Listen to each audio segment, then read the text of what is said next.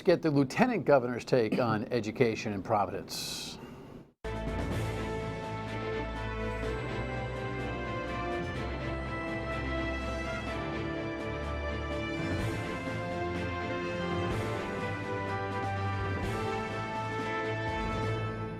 The Dan York State of Mind program is brought to you in part by Lookout Rhode Island and Taco Comfort Solutions. Dan McKee has had a focus on education from the time he was first elected. He is the creator of the mayoral charter school effort here in the mayoral academies. You know, one of them, but certainly the sponsoring catalyst to that. He's try to carve out an education niche as part of his lieutenant governorship. He's now in his second term, and I want to find out what he thinks about what's going on in Providence at all, so we'll check in with him momentarily. Great to have you in. Thank you for tuning in on this warm summer night. And it was warm under the lights last night for the first Democratic debate. If you're watching this at 7:30, debate 2 is coming up on CNN. If you're watching this at midnight, you probably saw debate 2 if you're interested in this kind of stuff. Here was a summary.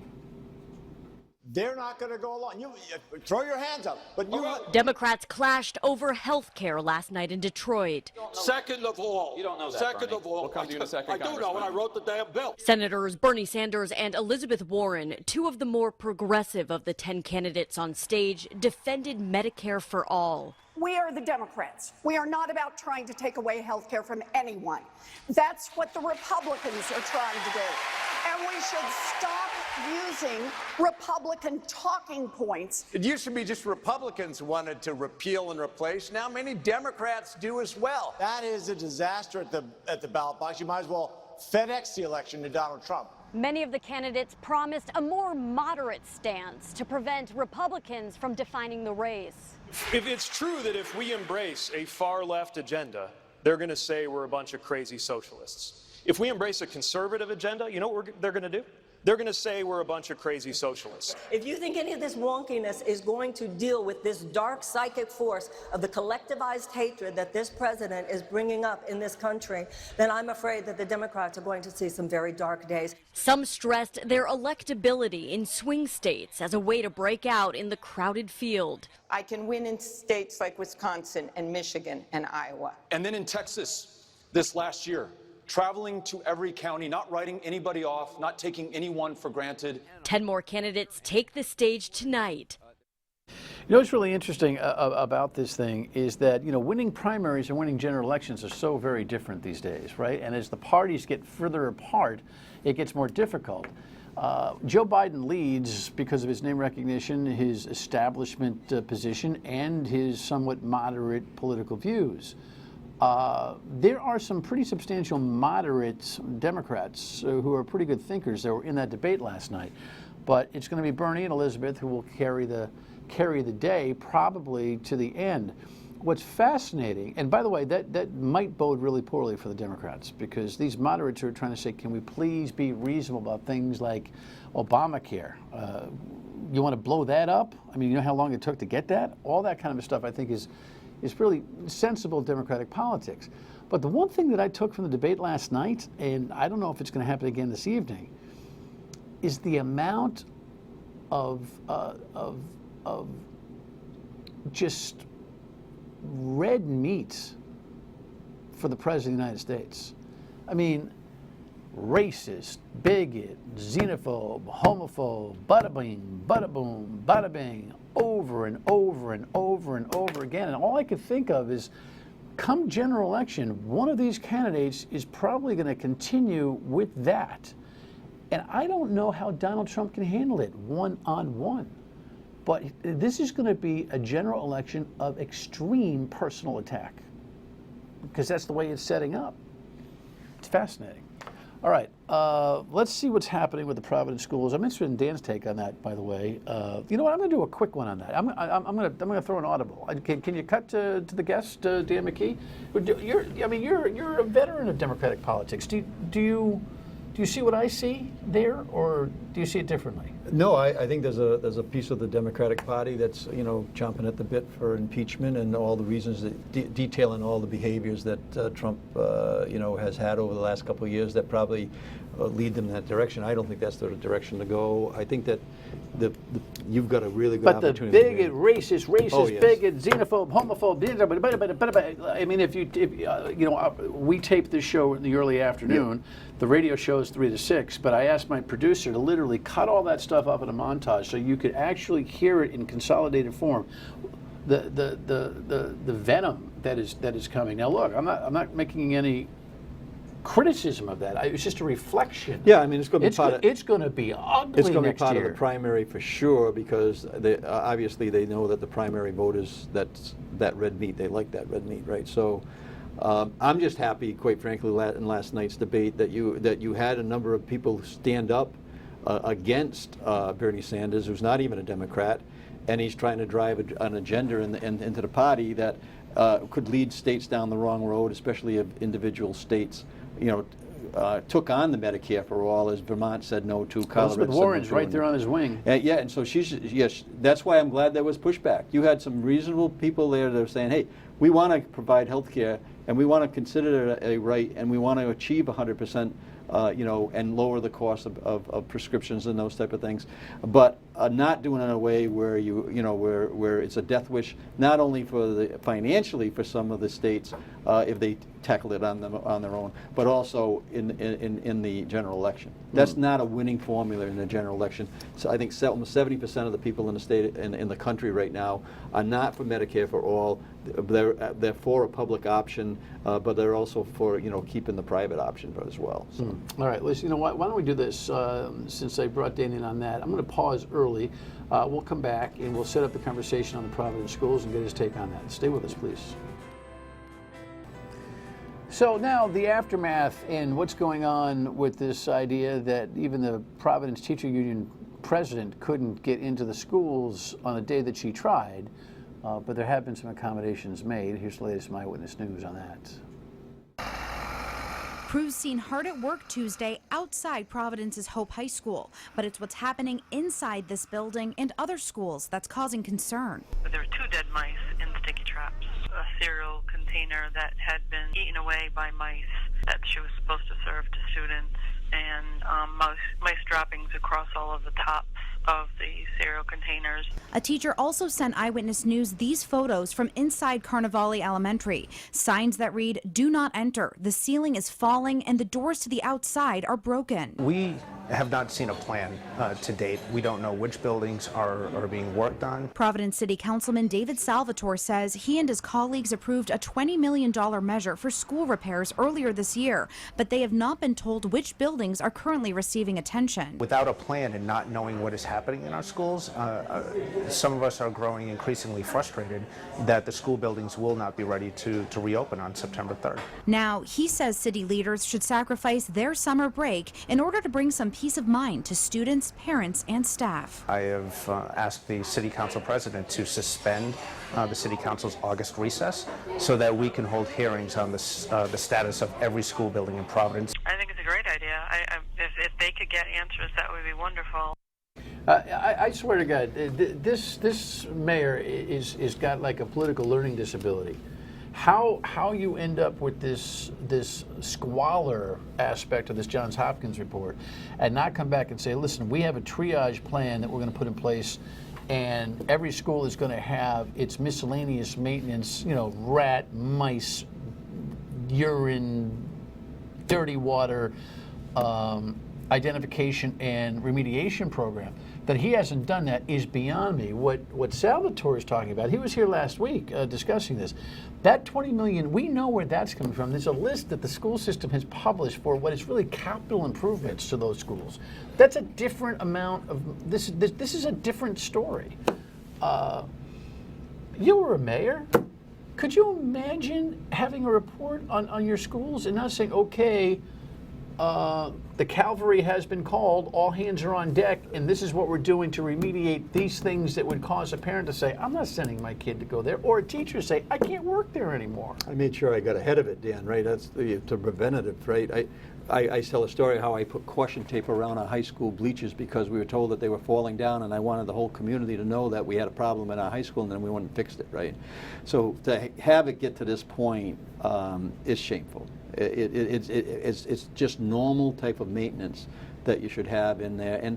But what's even more shameful, Governor, is the idea that this mayor told the new commissioner, I got this, get out of my way on this, and now he's not done any self-reporting out as to what the status of these buildings are. And to keep the teachers union out of the school, that doesn't make any sense at all. Right. You know, the successful models, if there are any successful models out there, you need to collaborate right down the line, across the board, and including the teachers as your your number one partner.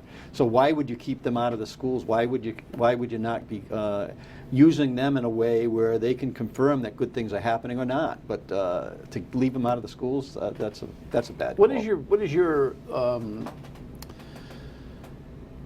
view from the top, your 36,000-foot view on this entire crisis in the city of Providence? Yeah, well, I think it's highlighted, being highlighted, but it's also part of the reports that we've been involved in about across the board in the state of Rhode Island, right? In terms of outcomes, some of the physical plants. You know, I'm saying as much as I'm encouraging the state to get into Providence, I'm encouraging the state to get the heck out of Central Falls. And leaders need to start stepping up and say, look, our best wasn't good enough. You have been saying that for the better part of nearly a year. Yes. We need to get out of Central Falls, and I don't even think the people in Central Falls hooked into that too early. Let's separate. Yes. Well, but you asked. Okay, to me, it's a global thing. But in Providence, in particular, Dan, you're right on top of this thing. If the commissioner has the authority that, say, was given to the receiver in Lawrence, Mass. And Lawrence, Mass. now has done a significant improvement with 14,000 students up there when they were in the bottom 1% of the outcomes in Massachusetts testing. Now they've got above the 10% point of view, and they're moving in the right direction.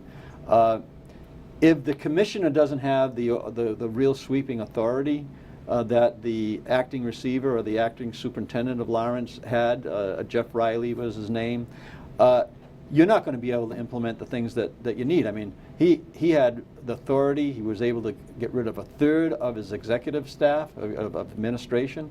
He kept well over 90% of the teachers, but he also collaborated with public schools, charter schools.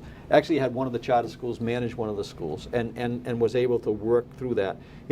That requires a great deal of authority to do any one of those things. And if you don't have that authority, then you're going to have a Central Falls strategy. But she doesn't have the authority. She wants it. She wants it desperately, yes. But she is stuck between a rock and a hard place. She'll come back here in 10 days with her action plan under the Crowley Act, the foundational legislation that's allowed her to make a move. The headlines don't reflect the truth. The headlines are, there's a takeover coming, there's a takeover coming. Underneath, the mayor is fighting on facilities. He is fighting on whatever else he's fighting on. The governor has not stepped in to ask the General Assembly to create the Crowley Act on steroids, the way that probably is necessary for this commissioner to be able to do the wholesale get out of my way changes and to move that city government as far away, if not completely away, as she needs to do. Have you had conversations with the governor about this at all? Or listen, the majority leader, Joe Shekarchi, told me here the other day that the General Assembly would convene to provide Providence with the kind of, or the commissioner with the kind of oomph that's necessary to do this thing right. So why are we waiting around? Well, we shouldn't have been, and again, these type of matters should have been taken care of. I mean, we were talking about, it's a lot of fake hustle, right, Dan? I mean, that's going on. Fake hustle, right. What a great word. A lot of fake or hustle. Term, yes. And so what's happened over the period of time, you have this report. I got to borrow that. You can borrow that. Then that's a sports analogy. Yes. A coach knows when some kid is going through the fake hustle. Yes, and that's what's going on over and over again. Love right? that. So you know, it's been a part of the practice, right, that we get a problem. 26 years ago, you had the Providence report that says we got a big problem. Then you had, you know, promises made, but promises not kept.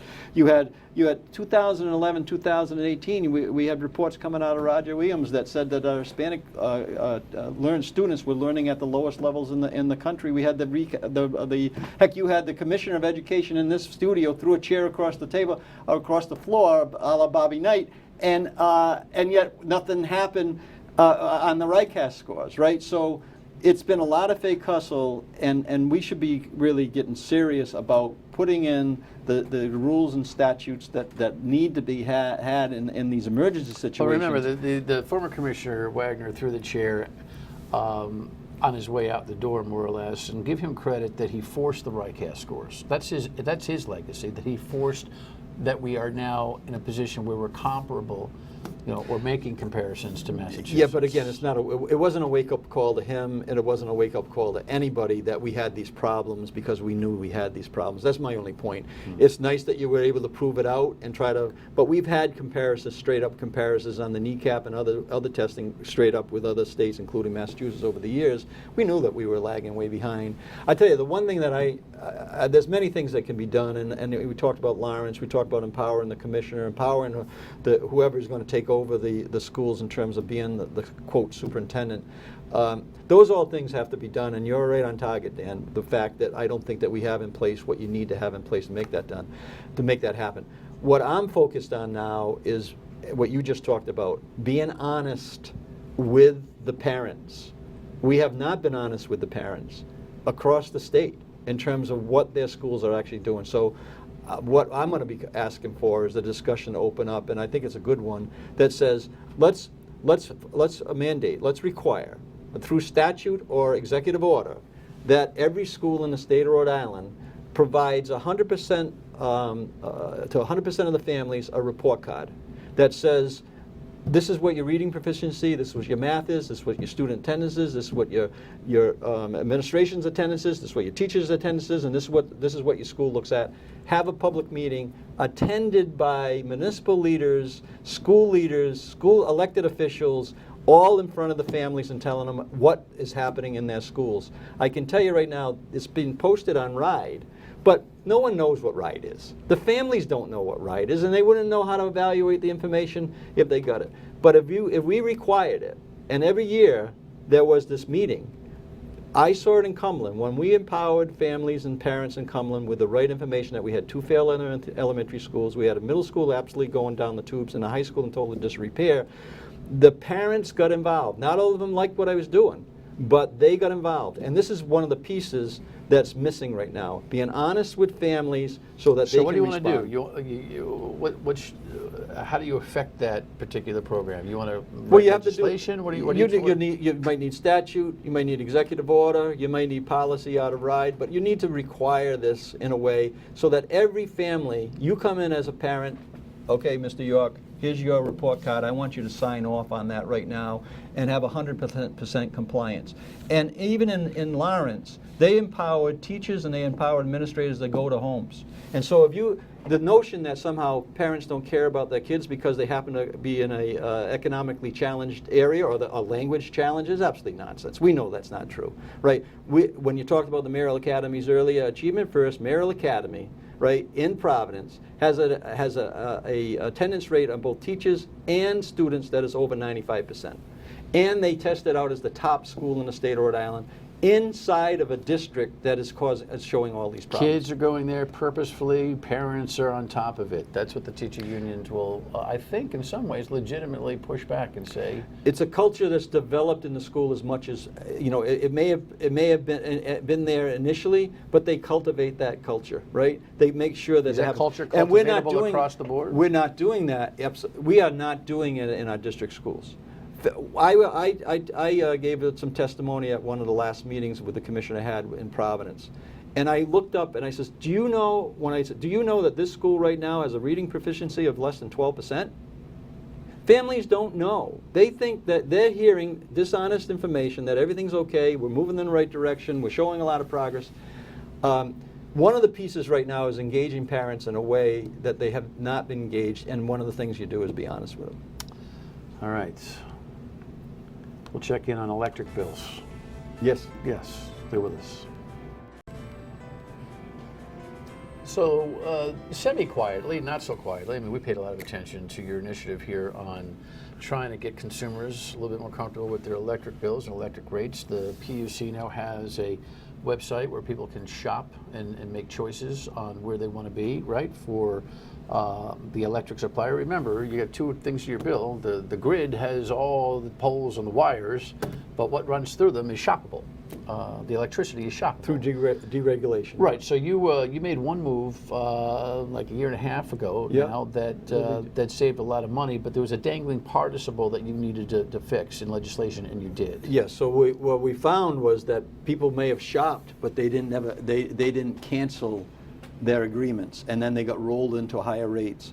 It cost ratepayers almost $27 million over a 5-year time frame because they weren't canceling on time, and the energy companies were putting them into higher rates. Meaning they shopped for a new rate. Yes. But they didn't know that there was an expiration on that rate.